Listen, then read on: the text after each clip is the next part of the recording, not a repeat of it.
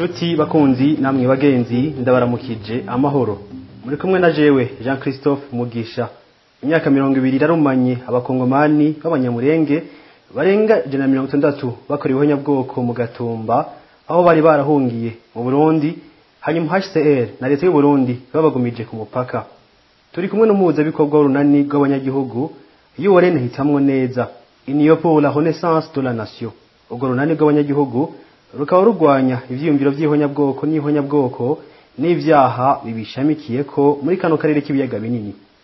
Apotre Benantungwa nayo intumwa y'Imana mu bantu, akaba umwanditsi w'ibitabo, umushakashatsi n'umusesanguzi, akaba ari nawe yerekanye ubwa mbere inkomoko y'ubwami bw'u Burundi muri Munyonyo umwaka w'ibihumbi 2022.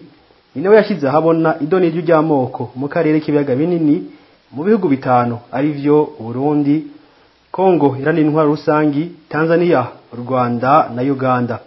Apotre ndaguhaye ikaze muri kino kiyago. Nanjye ndagushimiye ko wantumiye. Abanyonye ba radio televiziyo Inkinzo badusavye ko ugira ico uvuze kuri abo banyamurenge bishwe mu nyamaswa mu Gatumba. Dusangira ijambo. Nivyo abanyamurenge canke abakongomani bavuga ikirimi cy'ikirundi kivanze n'ikinyarwanda baba hariya mu misozi y'Umurenge, mu misozi miremire hariya mu buseruko bwa Kongo, imisozi irabana n'igihugu cy'u Burundi. Harabayeho umutekano muke mu gihugu cya Kongo mu myaka y'ibihumbi 2001, hanyuma mu mwaka w'ibihumbi 2004 mu kwezi k'umunani tariki 13 baragandaguwe bunyamaswa mu Gatumba.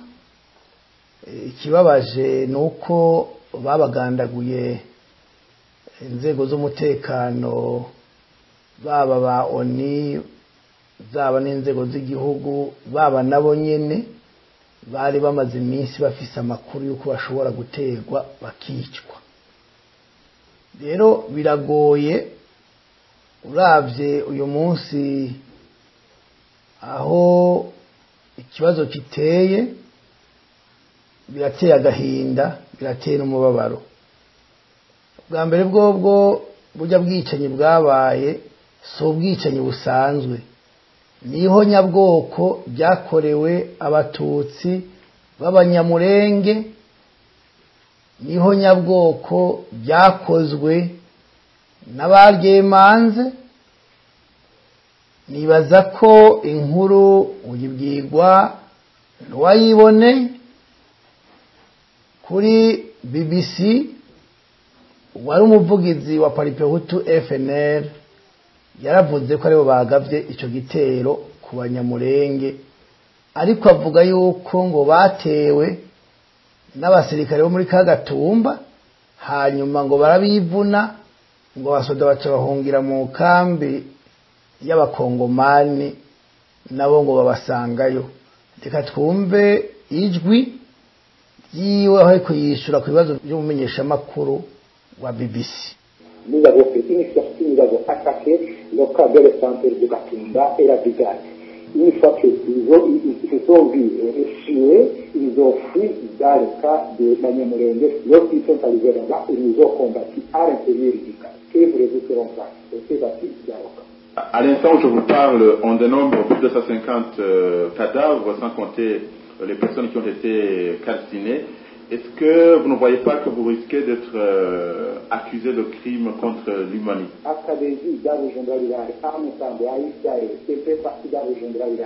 Les Tutsis ont déjà tué combien des innocents?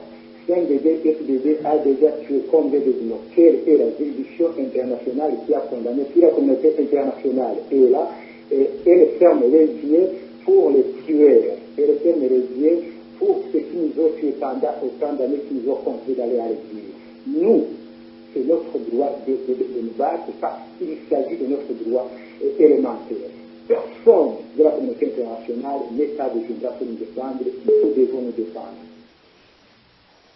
Ndango muramwiyumve rero uyo ni Pasiteri Habimana yari umuvugizi wa Paripehutu FNL, akaba azwi ku izina ry'ukuri rya Metusera niko bamye.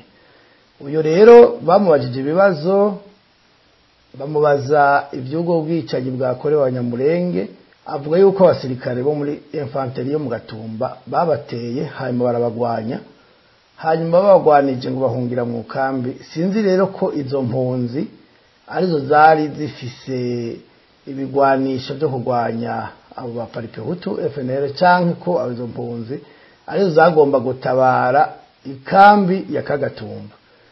Aha rero harimo ibintu byinshi, nagira ngo tubanze tuvugane ukuri. Ubwicanyi bwakorewe aba Banyamulenge mu Gatumba, navuze ko Nations Unies yari ibizi kandi na leta y'u Burundi yari ibizi. Kubera iki batigeze bakura aba Banyamulenge, izi mpunzi z'Abanyamulenge ngo bazikure ku mupaka wa Kongo aho baje bava, bubahiriza amategeko mpuzamakungu araba aho impunzi zija zishigwa ku birometero 150 uvuye ku mupaka waho zituruka. Kubera iki HCR y'u Burundi na leta y'u Burundi batubahirije ayo mategeko kugira ngo izo mpunzi zikingirwe umutekano, kandi bari bazi yuko zishobora gutega umwanya n'umwanya. Icya kabiri, kubera iki leta y'u Burundi yari irongowe na Domitiano batakingiye ziriya mpunzi bamaze kumenya ayo makuru ngo bongereze abasirikare babacungera? Aha rero nagenda babwire yuko ivyo ari uruhendo, kubera yuko bari abantu bishwe ku maherere, bishwe n'inzego zitaramenyekana, naho bavuga ko bakoze amatohoza.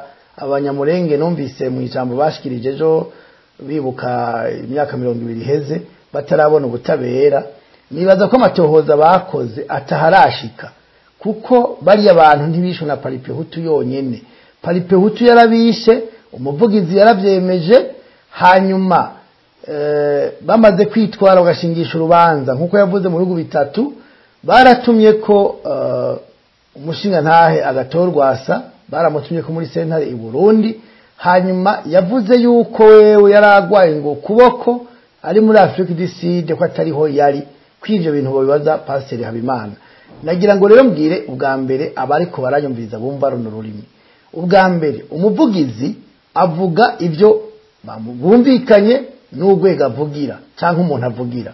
Rero Pasiteri Habimana nimba yaravuze yuko ari bo bishe aba Banyamulenge, Pasiteri Habimana no munsi yoca afatwa nk'isura ko yoheza akavuga abamutumye kuvuga ivyo bintu nabishe abo bantu, kugira ngo abantu bitwarirwe ku mazina yabo uretse kwitwarirwa ku izina rya Paripehutu FNL.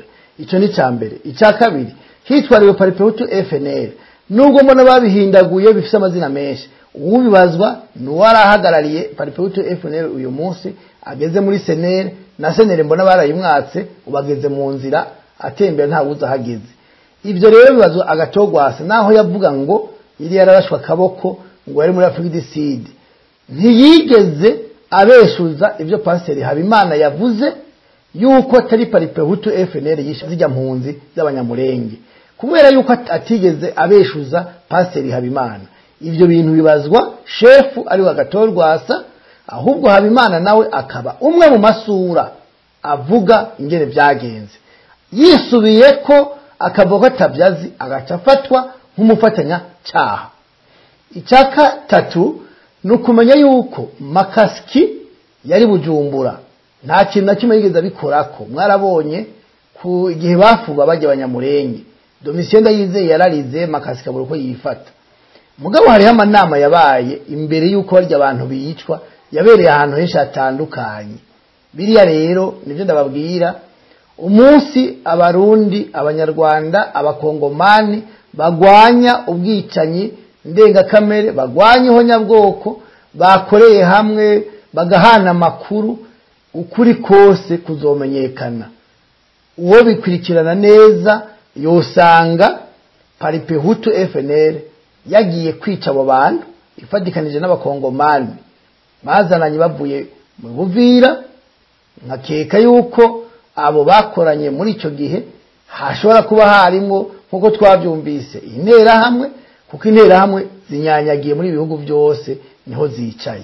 Iyo rero hageze kwica umututsi bose barahaguruka umenga bari piripiri ya bushara umengo batisha umututsi bararibwa. Nkavuga rero yuko hari hageze yuko ukuri kwabishe abanyamurenge kuja habona. Icya kabiri ubutungane bugakora, Gwasa Agato aho kumutera amashurwe barondera ngo bamugire umuperezida w'igihugu, ukabona intambira kiza bavuga ngo tora Gwasa subira, kandi Gwasa ari umwicanyi.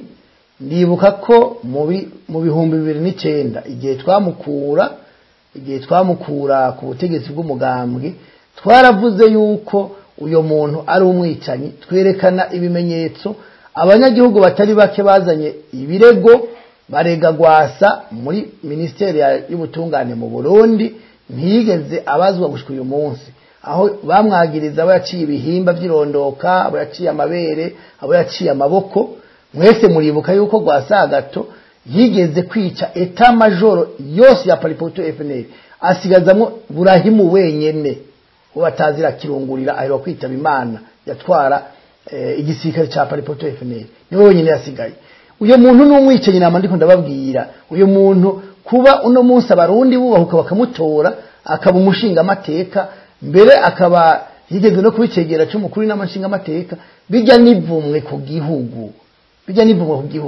Umuntu nimba ari umwicanyi nabo umwicanyi, ibyo ni umva nico kimwe ni leta yabicanyi gusa. CNDD-FDD yisha bangana gute? Imana mwamwumvise bivuga, aravuga ati abatutsi ngo bisha abantu Mutambo, bica abantu muri Rirare, ngo ntacyo bageze babaza. Havuga aba CNDD-FDD ngo bisha abatutsi, bica ibugenda na bica n'ahandi, ntacyo bigeze babaza. Urumva nabo nyene hagati yabo baragera igihe bavuga bati kubera iki atabutungane buza.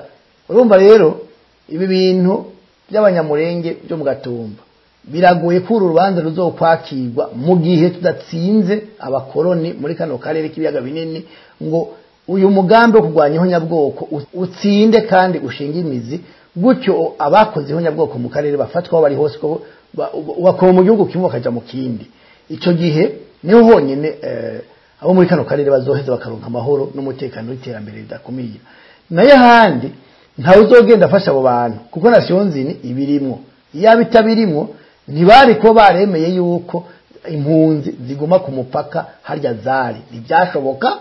Icya kabiri, iyo baba ari abarundi cyangwa abapariputu bonyene babikoze bari ko barafashwe, mugabo ko tuzi ko ari yandi manama yabaye, yindi migambi yabaye yabakoranye nabo kubera kugira bapime barabe ubushobozi bw'inguvu za Paripoto FNL aho bugera, babwerekane bakabwerekana mu kwica abatutsi aho kuja kugwana nabo basirikare.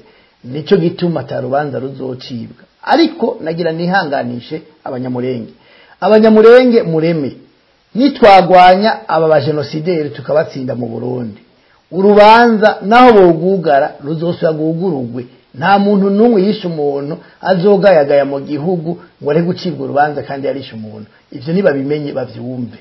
Nkuko abafise amakuru ayariyo yose bobandanya kuyaduha kugira ngo tumenye ukuri kwibi bintu byose by'ubwicanyi ni honyabwoko bibera hano mu karere, kugira ngo tubikorereko, kuko igihe kimwe bizoja habona, kandi umunsi byagiye habona intahizo bakubita mu gahanga. Ico gusa nobwira abarundi ni kimwe, umuntu wese yiyumvira yuko Rwasa ari mu boshobora gutorera inyishu ikibazo cyo Burundi, uwo yarazimiye nazimuruke, kuko Rwasa ni umugenosideri, ni umwicanyi kimwe na CNDD-FDD abari ku butegetsi.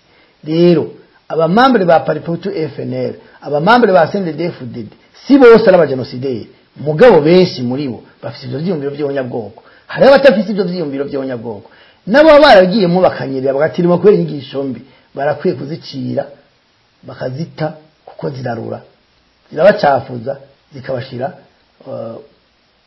mu buhimbiri n'ubuja buhoraho.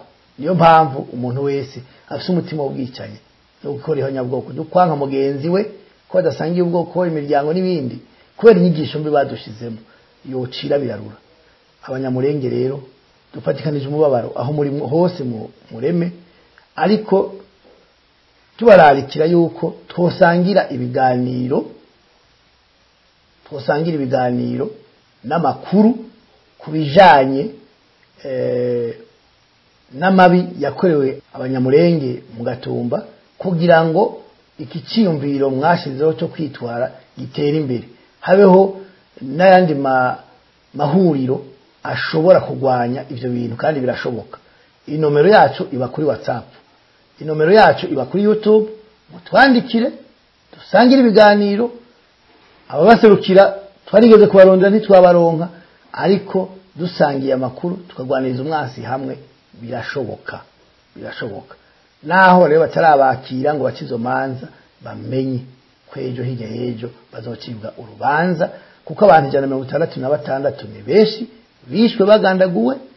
Naho Domitien Yizeye yarira akarira kabogoza ntacu yakoze kugira ngo ubutungane uboneke, kubera ko inguvu yari afise ninge cyane ugereranije n'abateguye kiriya gitero. Ibi nayo babwiye mu vyumve, abateguye kiriya gitero bafise inguvu zisumbiza umukuru w'igihugu cy'u Burundi. Niyo mpamvu ni dossier buguruye itabandanije, kandi abo bantu barazwi, turabazi. Murakoze.